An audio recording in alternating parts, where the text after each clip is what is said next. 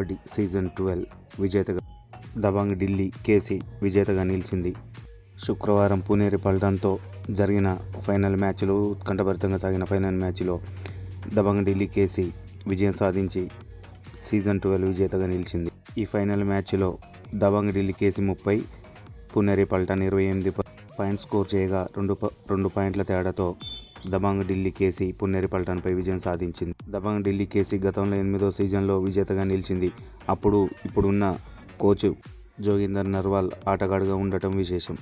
League దశలో top 2లో ఉన్నటువంటి దబాంగ్ ఢిల్లీ కేసీ పునేరి పల్టనే ఫైనల్ మ్యాచ్ విజయం సాధించడం జరిగింది. అయితే దబాంగ్ ఢిల్లీ కేసీలో డిఫెన్స్ గట్టిగా ఉండటంతో పునేరి పల్టన్ యొక్క రైడర్లని వాళ్ళు ఒడిసి పట్టుకోవడం ద్వారా పునేరి పల్టన్పై దబాంగ్ ఢిల్లీ కేసీ విజయం సాధించింది.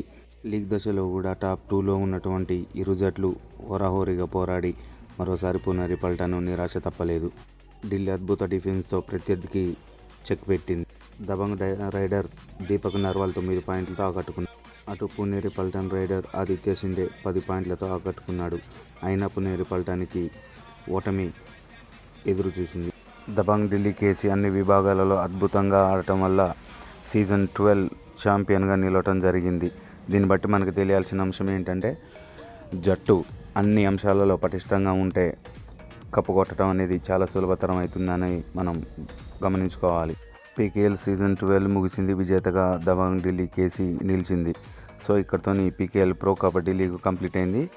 మరి వచ్చే సంవత్సరం పీకేఎల్లో ఏ టీమ్స్ అద్భుతంగా రానిచ్చి విజేతగా నిలుస్తుందో మనం ఎదురు చూద్దాం. సో నా వీడియో నచ్చినట్టయితే like and subscribe. Please share the video.